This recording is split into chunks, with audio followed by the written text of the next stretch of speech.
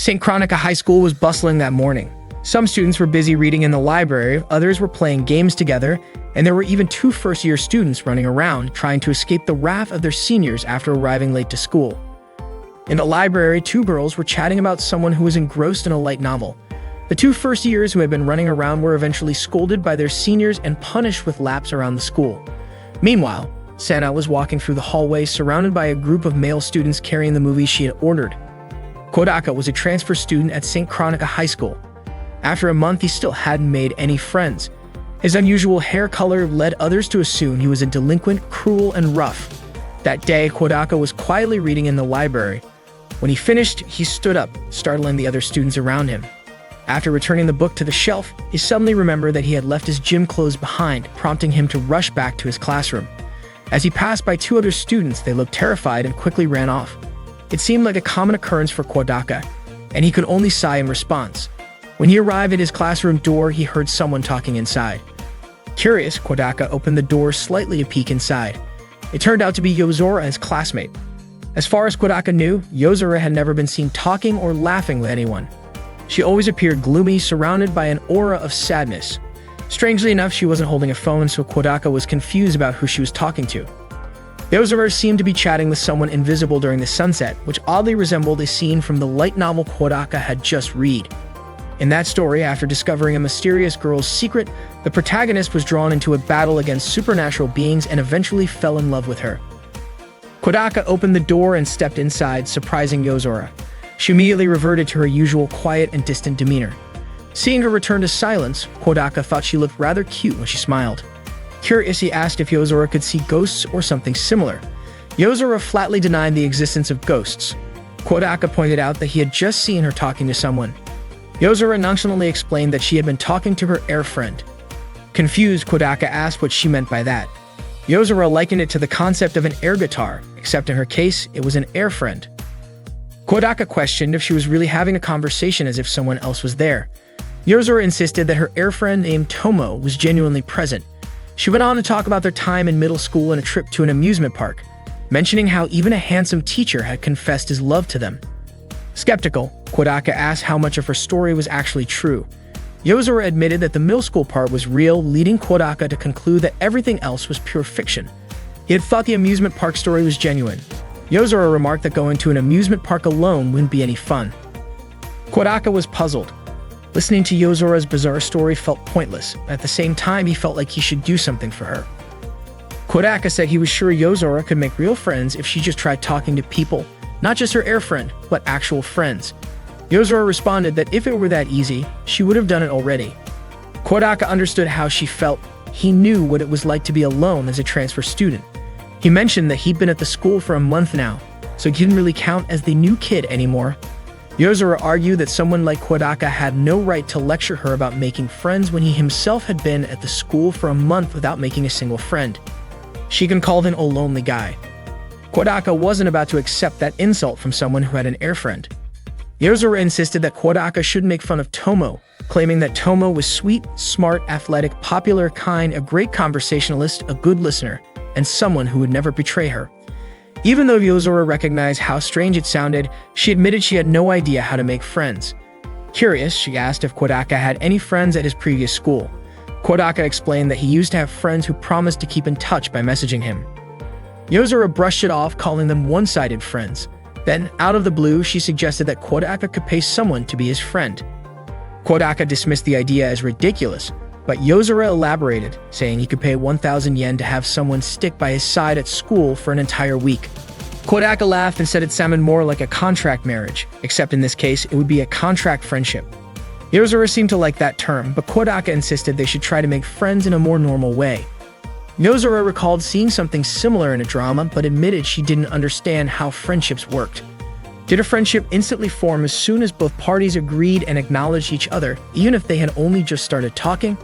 And if they stopped talking after that, did it mean they were no longer friends? Kodaka confessed that he didn't really understand either. Yozora clarified that it wasn't like she needed a friend right away, she just didn't like being dismissed as a gloomy loner with no friends. Kodaka thought she had a point. In modern times, not having friends was seen as a bad thing. Still, he personally didn't mind being alone. For Yozora, having even a fake friend at school would be comforting, but Kodaka still hoped to find real friends. He suggested they join a club together, but Yozora immediately refused. It was already June of their second year, meaning the club members had likely formed close bonds, and joining late as a new member would be awkward. She pointed out that if a new member joined only to make friends without contributing or having any useful skills, no one would want to hang out with them. Kodaka understood. Someone like that could easily disrupt the existing dynamics of the group. Suddenly, Yozora's mood shifted, and she became excited as she remembered a particular club. Without explaining further, she quickly said goodbye and left. A month earlier, Kodaka had been in a similar position to Yozora. He, too, had an imaginary friend. It was his first day at St. Chronica High School in the city of Tuya, and he had arrived late after getting on the wrong bus. By the time he finally reached the school, he was already bracing himself for trouble. He sprinted down the hall, trying to reach his classroom as fast as he could. At that moment, Ms. Asada was giving a lecture at the front of the class. Out of breath and flustered, Kodaka burst into the room and introduced himself to her. His ragged breathing and chaotic entrance made him seem rude to the other students. To make matters worse, his blonde hair only reinforced the assumption that he was a delinquent. As Kodaka looked around the classroom, he noticed that everyone seemed afraid of him. He quickly sat down at his desk, and when he opened his bag, he realized that he had forgotten his textbook. A female student immediately slid her textbook toward him. She shifted her chair closer to the person next to her, and by that afternoon, rumors had already spread that Kodaka had stolen her textbook. Even though it had happened a month ago, Kodaka still couldn't shake it off. That evening, while he was cooking dinner, he remembered how Yozora called him by his first name. It had been a long time since anyone had called him by his first name instead of his last. The next day in class, Kodaka and Yozora studied as usual.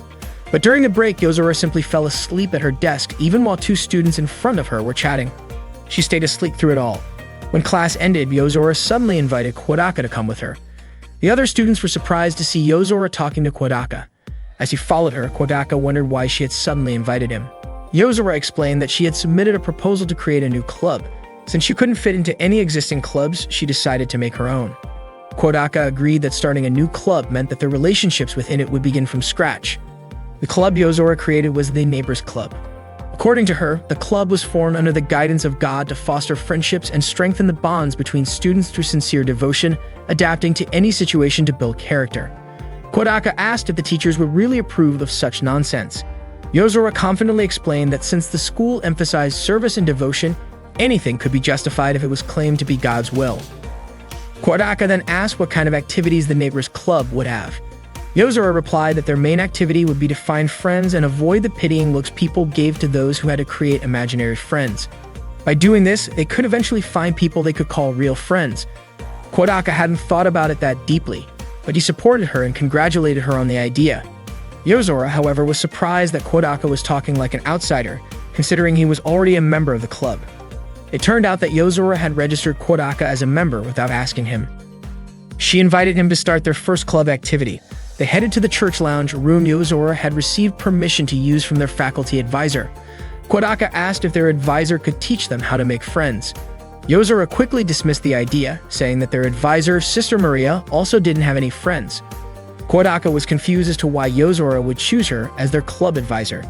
Yozora explained that she wasn't good at talking to people who seemed to have lots of friends. Yozora said their first goal was to recruit more members. She had already made a poster to put up on all the school bulletin boards. Kodaka, however, pointed out that the poster didn't really explain what the Neighbors Club was about. Yozora told him to read it diagonally, and when he did, he found that the poster contained a hidden message saying they were looking for friends. Kodaka thought her method was a bit over the top, but Yozora insisted that only people who genuinely wanted to make friends would be able to decipher the hidden message. As if that wasn't enough, she also drew an image inspired by a famous song depicting a person making 100 friends and eating onigiri on top of Mount Fuji. If the hidden message didn't work, Yozora believed the image would get the point across. With that settled, they began putting up their posters on the school's bulletin boards. Kodaka said he didn't want to be friends with someone so gloomy that they would actually respond to the message hidden in the poster.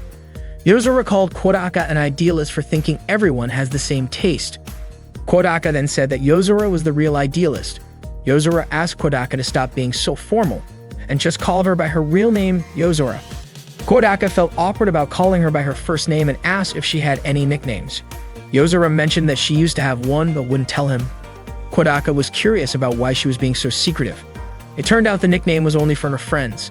Not long after, a girl became interested in the poster. Once they finished putting up the posters, they returned to the church lounge. Yozora said that the real club activities would begin tomorrow, but Kodaka wasn't sure anyone would actually join the neighbors' club. Suddenly, someone knocked on their door. Yozora said it seemed like they had already gotten a new member, which surprised Kodaka since they had just finished putting up the posters. Yozora opened the door, but as soon as she saw who it was, she quickly shut it and locked it. Kodaka was confused by her reaction, but Yozora casually suggested they start their club activities. Kodaka was bewildered, especially since the person at the door was a girl, which meant she could be a good friend for Yozora. Yozora laughed at Kodaka's comment, calling him a blonde thug. The knocking came again, and when Yozora opened the door, the girl complained about the door being locked when she wanted to join the club.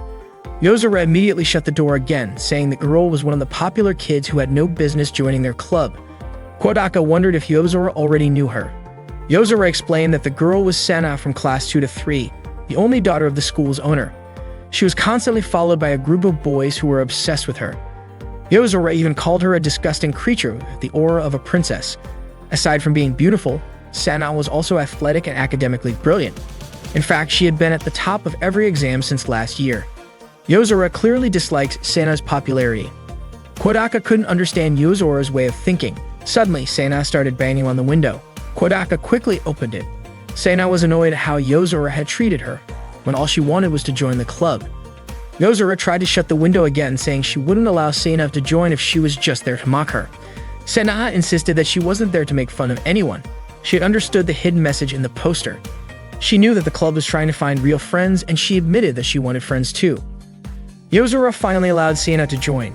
Sana proudly declared that she was perfect, smart, athletic, and beautiful, but to Yozora, she was just a walking milk sack. In response, Sana called Yozora a washboard because of her flat chest.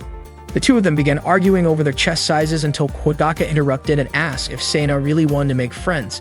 Sana confirmed that she did. Yozora pointed out that Sana was already surrounded by a bunch of boys. However, Sana dismissed them, saying she only saw them as doormats. What she really wanted were genuine friends, especially girls her age who could be her partners during cooking class or school trips. Other girls always told her to join the boys who hovered around her, which was why she was desperate to find real friends. Kodaka understood that when a girl is too pretty and popular, other girls tend to isolate her. Sana then told Kodaka to kneel down so she could step on him. Kodaka was baffled and asked why he should do that. Sana said that the boys in her class liked her, and she even suspected that maybe Kodaka wanted more than just friendship, calling him a pervert. Annoyed, Kodaka protested, saying he was not a pervert. Looking at the two of them, Kodaka commented that having the neighbors' club was a good thing since they could become friends. Upon hearing that, Yozora called Sana an object and said she would never consider her family, and Sana quickly fired back with the same sentiment. Kodaka was confused about how they could already be at each other's throats on the very first day of the neighbors' club. The two girls kept arguing, and eventually, Kodaka decided to leave the room. In his mind, he thought that the club's first official meeting with just the three of them seemed to go pretty well, all things considered. That day, Kodaka went to the neighbor's club room, where Sana was already there. Kodaka greeted her using her last name. Sana asked him to call her by her first name because she knew that Kodaka called Yozora by her first name. If he'd only used her last name, it would seem like he was closer to Yozora than to her. Kodaka complied and called her by her first name. Yozora arrived and announced that the neighbors' club activities would start that day. Kodaka asked what kind of activities she meant because, in his opinion, making friends wasn't as easy as it sounded. Yozora explained that to make friends, they needed a game. Kodaka thought that games were just for kids, but Yozora mentioned that there was a popular handheld console called the PSP. She said that the day before, when she went to a family restaurant alone, she saw 4 high school students playing a game called Monster Hunter on their PSPs. Kodaka explained that Monster Hunter was an action game where players hunt monsters in a fantasy world. Yozora added that players could cooperate with each other to hunt monsters, which she believed could strengthen their friendship since everyone had to work together. Plus, players could trade items, giving them plenty of chances to interact. Kodaka summarized it by saying that the more they practiced the game, the more items they got and the more friends they could make. When Sana tried to touch Yozora's PSP, Yozora quickly snatched it away. She declared that by Monday, all neighbors' club members had to bring their PSPs with Monster Hunter installed. On Monday, Yozora, Kodaka, and Sana gathered in the club room, each bringing their PSPs. Yozora asked if they knew how to play the game. Sana had spent some time playing and concluded that it was indeed a kid's game. Yozora then asked for Kodaka's rank. Kodaka said he was still at level 1 because he hadn't managed to defeat anything yet. Yozora proudly stated that she was at level 3, but Seina smugly revealed that she was already at level 6. Kodaka was surprised, saying that level 6 was the highest rank. Seina, feeling proud of herself, claimed that she must be naturally talented at games and called herself perfect. Curious, Kodaka asked how long Seina had actually been playing since she said it was only for a short time. Seina insisted that she hadn't played much, but Yozora immediately grabbed her PSP to check the play history. It turned out that Seina had been playing for 53 hours straight. Her in-game armor was also impressive, making Yozora call her a liar. Frustrated, Yozora tossed the PSP back to Seina, who managed to catch it in time. Yozora then pulled Seina's face closer and pointed out the dark circles under her eyes. Embarrassed, Seina quickly covered them with powder. Yozora concluded that after school on Friday, Seina had been playing the game non-stop day and night. Seina defended herself by saying that even a lion would fight to the death, and if it was for Monster Hunter, she would too. Seina then invited them to start playing again, offering to be the host and choosing an easy mission to begin with. Despite their constant bickering, Kodaka found it strange how seriously they took their club activities. The Monster Hunter game began. Seina and Yozora's characters were already prepared when Kodaka's character joined, causing both girls to stare in disbelief. Kodaka explained that his appearance was like that because he was still at level 1. However, they weren't surprised by his armor, they were shocked by the character he had chosen. Yozora even commented that Kodaka's character looked worse than his real-life appearance. Seina asked if he was obsessed with long-haired foreigners, especially since his character's name was Hawk. Kodaka defended himself, saying it was fine for his in-game appearance to be different from reality. They began their mission to defeat a mosquito monster. Yozora successfully shot an arrow at the mosquito, but out of nowhere, Seina attacked Yozora, causing her to die in the game. Seina apologized, saying her hands were a bit slippery and urged Kodaka to heal up and get back to the fight. Kodaka couldn't believe that someone at level 6 like Seina would miss her target, which made him wonder if she had intentionally leveled up just to mess with Yozora. They continued playing the game. While Seina was fishing, an arrow suddenly hit her, causing her to fall into the water. Frustrated, Seina demanded to know why Yozora did that to her. Yozora claimed she had pressed the wrong button, but Seina was convinced that Yozora had aimed at her on purpose. Just as Seina was about to retaliate, a monster appeared. Seina immediately got ready to attack it, but Yozora shot a sleep arrow at her and then set off a bomb nearby, killing both Seina and the monster. Yozora cheered, celebrating her victory, while Seina angrily asked why she did that. Yozora said she was trying to help but lost control, apologizing afterward. Seina, however, was sure Yozora had done it on purpose. Kodaka reminded them to work together seriously. Yozora promised to support Seina more in their next hunt, and Seina said she would do the same. With that, the real hunt began. Their next mission took place at a volcano. Yozora mockingly called Seina a piece of meat that shouldn't be wandering around and suggested she should be chopped up instead. Not to be outdone, Seina called Yozora a loudmouth farmer and vowed to hunt her down. As they advanced, both girls took out several monsters while also attacking each other. Meanwhile, Kodaka focused on gathering crystal stones and managed to find a dragonite ore. It became clear that Yozora and Seina were more interested in fighting each other than the actual monsters, using bombs, arrows, and swords against each other. In the chaos, Kodaka was defeated by a monster. Despite losing, he couldn't help but notice how much fun Yozora and Seina seemed to be having as they tried to take each other down. Eventually, time ran out and their mission failed. After finishing the game, Yozora admitted that playing games wasn't really a good way to strengthen friendships. Seina agreed, saying it was just a waste of time. Yozora also confessed that she didn't like modern games with multiplayer modes, wondering why she had to play with other people. Seina shared the same sentiment, questioning why she had to care about other people's feelings in a game world. Kodaka, curious, asked if they had ever cared about other people's feelings in real life. Both girls were shocked by his question, prompting Kodaka to pretend he hadn't said anything. After classes ended, Kodaka overheard two male students talking about Monster Hunter. He approached them, mentioning that he also played the game. However, the two students became scared because of Kodaka's intimidating appearance. When he asked to trade items, the frightened students complied. The next day, a rumor spread around the school that Kodaka had been extorting his classmates. That day, Seina brought a television and a PlayStation to the clubroom. Kodaka asked why she had brought such bulky items to school. Seina confidently replied that of course it was for playing games. Kodaka was puzzled as to why she had gone through so much trouble to bring a TV that big. Seina proudly announced that she had found the game far more useful than Monster Hunter. She then told Kodaka and Yozora, who she called peasants, to be grateful to her. Yozora told Sena to be quiet because her talking was ruining the taste of her coffee. Sena scolded Yozora for casually using her tea set. The game Sena brought was called Kiramiki School Life 7, which she thought was the perfect gal game for their club. Yozora agreed, saying it was good for conversation practice. Kodaka mentioned that gal games were usually for guys, and that for female players, there should be a gal game featuring handsome boys instead. Sena insisted that she wasn't looking for male friends. They decided to play the gal game. While setting up the character's name, Sena started typing her own, but Yozora insisted on using her name since she was the club president. Sena questioned when Yozora had become the club president. Kodaka suggested using his name since the game's protagonist was a boy. Both Yozora and Sena immediately rejected the idea. Kodaka then proposed that Sena use her own name since she bought the game, and Yozora finally relented. Sena praised Kodaka for being considerate toward her. Just as Sena was about to finish typing her name, Yozora suddenly snatched the device and randomly pressed buttons, resulting in the character's name being Kashiwazaki Semapaname. Sena was shocked at the weird name, but Yozora insisted that Semapaname sounded cool and suggested that Sena use it as her real name instead, claiming that hearing Sena's real name made her want to vomit. The game began with Semapaname introducing Suzuki Masaru as her best friend since middle school. This irritated Kodaka, who complained that the protagonist already had a best friend and was still trying to make more. Sena called Kodaka creepy for making such a comment.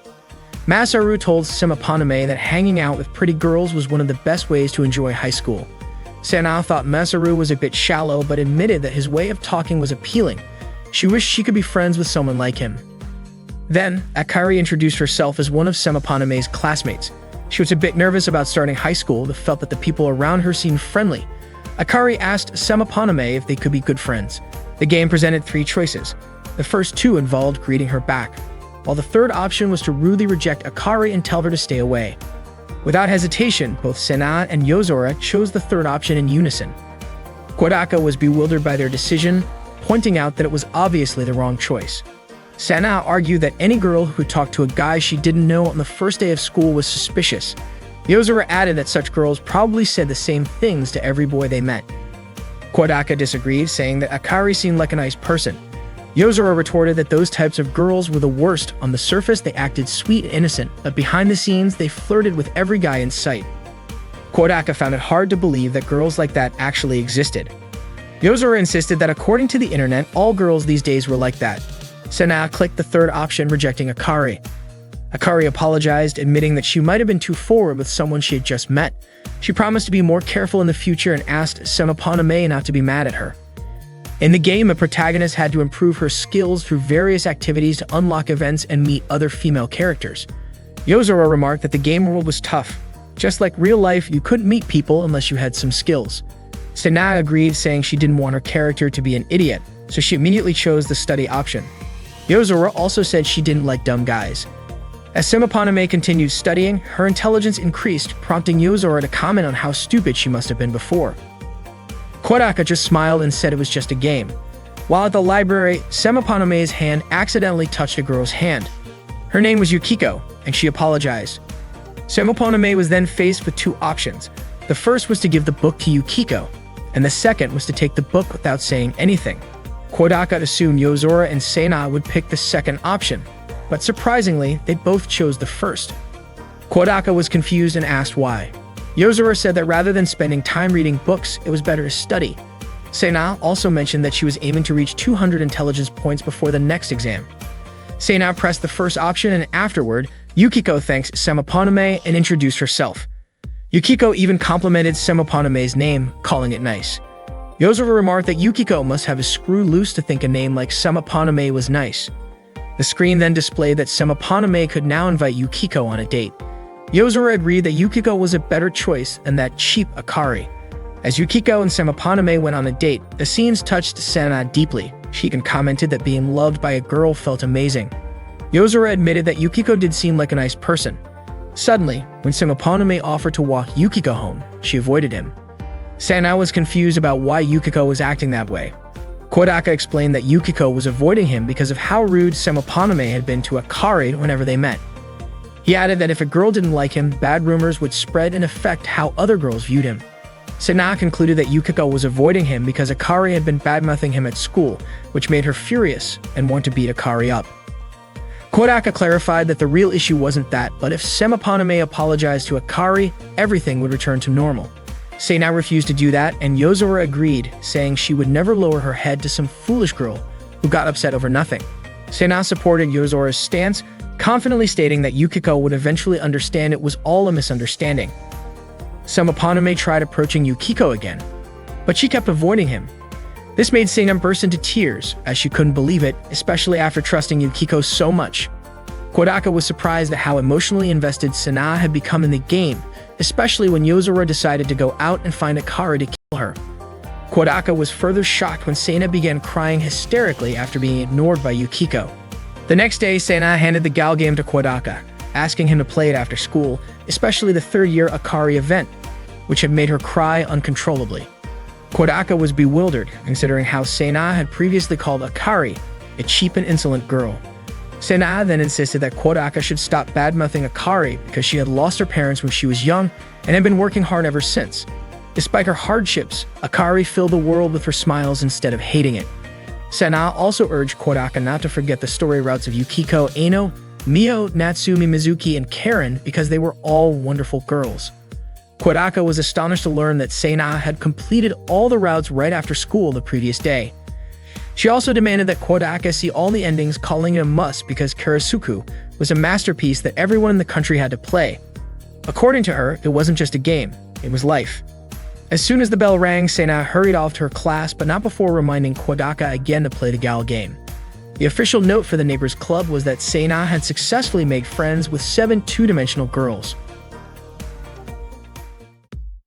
That day, Kodaka and Yozora went to the club room and found Sena completely focused on her laptop. Kodaka greeted Sena, but she didn't respond. Annoyed, Yozora immediately yanked out her earphone cable. A female voice echoed from the laptop, sounding like a woman moaning in pleasure. Without hesitation, Yozora pinned Sena down and pulled her backward. It turned out Sena was watching an adult video on her laptop. Irritated, Sena quickly closed her laptop, wondering why Yozora would do that to her. Yozora scolded her, asking why she was doing something so perverted in that sacred place. Sena protested, asking Yozora not to misunderstand her. She explained that it was Sacred Blackstar, a popular Bisuyo game, a fantasy adventure full of emotions and love. The scene she was watching was the aftermath of a trial where the god Barnaval was defeated, and Lucas, the main character, confessed his love to Cecilia, the heroine, in a pure and sincere way. So according to Sena, there was nothing dirty about the scene at all. Kodaka pointed out that playing a Roge in the club room was inappropriate. Sena claimed she didn't know. She explained that at first she was just looking for another interesting game after finishing Karasuku, and since this game was trending, she asked her male friends to find it for her, which they happily did. Yozora, however, still called Sena a pervert. Frustrated, Sena asked if Yozora even listened to her explanation, but Yozora simply labeled her as a lewd, succubus-like maniac, a cheap girl, a real-life Dutch wife, and even a walking porn film. Yozora also warned Sena to stay away from her and not to touch her. Sena, still angry, questioned why Yozora was insulting her just because she was playing a game. She admitted that some of the game's dialogue was a bit much, but on the other hand, it carried a deep theme about identity that could put regular literature to shame. To her, the game was a masterpiece. Yozora, unimpressed, accused Sena of still enjoying dirty scenes and demanded that Sena just admit she was a pervert. Sena refused to admit it, arguing that she only wanted to feel closer to Cecilia, the female character in the game, and that her feelings for Cecilia were completely pure. She even urged Yozora to watch the scene herself to prove that it wasn't dirty. Sena claimed that Yozora simply couldn't see the scene as art without letting her dirty mind interfere. Challenging Sena, Yozora told her to read the scene out loud. If it was truly art, there should be no problem. Though embarrassed, Sena agreed but said reading a masterpiece aloud in front of others felt a bit humiliating. In response, Yozora offered to read a passage from her own novel aloud so Sena could hear it, but she doubted the game was art, calling it nothing more than a 10,000 yen Dutch wife simulator. Angered by Yozora insulting Cecilia, Sena accepted the challenge and began reading the scene Yozora found indecent. Blushing, she awkwardly read the part where Cecilia begged Lucas to pierce her with his sacred sword. Yozora demanded she read louder. Sena continued, trembling as she recited Cecilia's desperate pleas for Lucas to thrust his black, glowing sacred sword into her non-Barnaval. Sana's voice shook as she imitated Lucas, asking if Cecilia truly wanted his sacred sword, even calling her a so. Sana kept going, mimicking Cecilia's pleas for Lucas to thrust the sword into her womanhood. But when she reached the part where Lucas asked Cecilia to say the sword's true name, she refused to continue. Yozora, leaning in, whispered for her to keep reading, but Sana couldn't bring herself to do it. Overwhelmed, she ran out of the room, calling Yozora an idiot. After Sana left, Kodaka turned to Yozora, asking if she had gone too far. Yozora casually admitted that she had recorded Sana's voice while she was reading the game's dialogue and even planned to upload it online. Kodaka called Yozora heartless, but it turned out she was just joking. Yozora opened an art book and started reading because she had promised to read the artwork out loud. She read a quote from the book that said, "In the sorrow tainted by heavy and cold snowfall that day, and the sorrow tainted by the fiercely blowing wind that day." Hearing that quote, Kodaka immediately recognized it as the work of Nakahara Chuya, a Japanese poet from the Showa era. That afternoon, when Kodaka returned home, his younger sister, Kobato, told him that she had been waiting for him to bring her an offering. Kodaka understood that Kobato was hungry. She claimed that Kobato was just an alias and her real name was Rises V. Felicity Sumeragi, the ancestor of the Children of the Night. She said she was thirsty for blood and that if her offering did not arrive soon, disaster would befall her. Kodaka assured her that he was cooking for her. Not long after, the food was ready and Kodaka poured her a glass of tomato juice. Kobato immediately drank it, calling it refreshing blood. While they ate together, Kodaka reminded Kobato not to leave any onions on her plate and even fed her the onions himself. Kobato asked why her offerings had been arriving late recently. Kodaka explained that he couldn't come home early because of the club. She then asked which was more important, her, the club, or himself. Kodaka jokingly answered that the club was more important and asked if she would be willing to cook dinner for him. Kobato reminded him that their tomato juice supply was running low and Kodaka promised to buy more tomorrow. For the past year, Kobato had been obsessed with the anime Kuroge no Necromancer and had fully embraced one of the characters from that world. Their father had bought the house they currently lived in when Kodaka was born, but the family moved away 10 years ago because of his work. When their father was reassigned to work in America, Kodaka and Kobato decided to stay in Japan and move back into the house, although Kodaka couldn't remember much about his early years there. Kodaka took on the responsibilities of cooking meals and preparing the bath. The next day, in the neighbor's club room, Kodaka found himself thinking about how important the club was. With Yozora absent, Sana could play the Eroge Sacred Black Star in peace. Kodaka mentioned that Yozora had gone to buy a book that day. In the game Sana was playing, the characters were getting ready to go swimming. Curious, Sana asked if Kodaka could swim. Kodaka said he was decent at it, so Sana requested that he teach her because she had never learned how to swim. Kodaka agreed but wondered why she suddenly wanted to learn. It turned out that Natsume, a character in her Eroge, had invited her to go swimming at the beach. Sana then invited Kodaka to go to Ryu Land with her next Sunday, and he agreed. She made him promise not to tell Yozora that she couldn't swim. The following day, Sana didn't come to the club room because she was out shopping for a swimsuit. Yozora remarked that the club felt quieter without her around. Kodaka asked how the book Yozora had bought was, and she said it was good. When Sunday arrived, Kodaka met up with Sana at the bus stop. They got on the bus and headed to Ryu Land. Once they arrived, they quickly changed into their swimsuits. Kodaka couldn't help but be captivated by Sana's chest. He even felt awkward watching her back as she stepped into the pool. First, Kodaka told Sana to try opening her eyes underwater, which she managed to do perfectly. Next, he taught her how to kick properly. Holding her hands, Kodaka guided her legs as they moved through the water. After that, he showed her how to move her arms. Once the basics were covered, they swam together from one end of the pool to the other. To Sana's surprise, swimming wasn't as difficult as she had imagined. After their swimming lesson, they sat down to eat together. Sana proudly said she could already swim faster than she expected, so she'd be ready anytime Natsume wanted to challenge her. Kodaka, however, casually remarked that Natsume would probably never show up. The pool was spacious, and there weren't many visitors, but unfortunately, it would be closing soon. Sana mentioned that the mayor had told her father that Ryu Land would only remain open for a few more years. Remembering that Sana's father was the owner of their school, Kodaka realized he had yet to meet him and decided he should stop by to say hello. Hearing this, Sana was surprised and immediately asked why Kodaka wanted to meet her father. She can speculate that he might want to ask her dad for permission to date her or something along those lines. Kodaka, confused by her assumptions, explained that her father and his dad were old friends and he just wanted to thank him for helping him get into Street Chronica Academy. Sena pouted, saying that if Kodaka had told her from the beginning, there wouldn't have been any misunderstanding. Kodaka responded that the misunderstanding was entirely on her. Sena was annoyed that Kodaka would talk back to her like that. Suddenly, Kodaka mentioned meat, which immediately caught Sena's attention because Yozora often called her by that nickname. Kodaka clarified that he was only talking about a piece of meat in his yakisoba that was too tough to chew. He was puzzled by how Sena still reacted to that nickname even when Yozora wasn't around. Sena, irritated, complained about how that witch Yozora had given her such a weird nickname. Kodaka teased her, saying she seemed to accept the nickname pretty easily. Sena admitted that it was her first ever nickname, and despite everything, it made her happy. She then asked Kodaka not to mention that to Yozora. After that, Sena invited Kodaka to swim again. Kodaka excused himself to go to the restroom, but as he walked back, he was still thinking about how strange it was that Sena would be happy about such an insulting nickname. Just as he was about to rejoin Sena, he noticed 3 guys harassing her. Sena tried to act tough and scolded them, but her trembling legs made it obvious that she was scared. Despite that, she refused to admit she was frightened and kept ranting at them. Kodaka called out to her and approached. He firmly told the 3 guys that he was with Sena. Upon hearing that, the trio immediately backed off.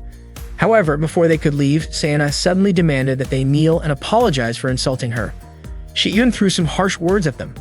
One of the guys lost his temper and tried to hit her, but Kodaka swiftly intercepted him. Kodaka calmly told them that violence wasn't the answer. With a firm grip, he locked the guy's arm and warned the others to leave. His intimidating aura was enough to scare them off, and they quickly retreated. Sena, impressed by Kodaka's actions, praised him. As a token of gratitude, she even joked that she would let him lick her feet. She then complained about how rude and annoying those guys were. Kodaka, however, was more annoyed at Sena herself for provoking them when they were already leaving. He pointed out that there were people like that everywhere. Sena was confused and asked why Kodaka was scolding her when she had already thanked him. Kodaka admitted that he was angry because there were even worse people out there, and since they weren't in the club room, he couldn't always be around to protect her. Sena, irritated by his overprotectiveness, snapped that it wasn't any of his business. Kodaka snapped at her, saying that it was his business too. Sena softened and apologized, promising to be more careful in the future. She immediately invited him to go home together. On the bus, they sat apart. Sena felt it was the first time someone her age had scolded her. As they were about to part ways, Sena thanked Kodaka for the day and invited him to go there again sometime because she hadn't tried the wave pool yet. Kodaka agreed, thinking that she didn't seem angry anymore. That night, Kodaka sat lost in thought in front of the TV room. His mind drifted back to the times he used to get into fights because of his blonde hair. Not long after, Hobato suddenly ran out of the bathroom and clung to him, crying because the water in the bathtub had turned cold.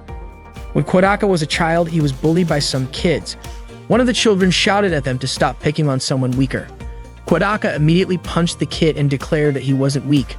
The kid who tried to help him hit him back, and soon all the children started fighting, each trying to take Kodaka down. After that brawl, Kodaka and that kid began playing together. One day, the kid told Kodaka that his mother had said it was better to find one true friend who loves you 100 times more rather than trying to make 100 friends. And that as long as you have one person who truly cares, that is enough. Kodaka promised to love him 100 times more and said that he would always be his friend, even if he had to fight the whole world. Kodaka still remembered those words.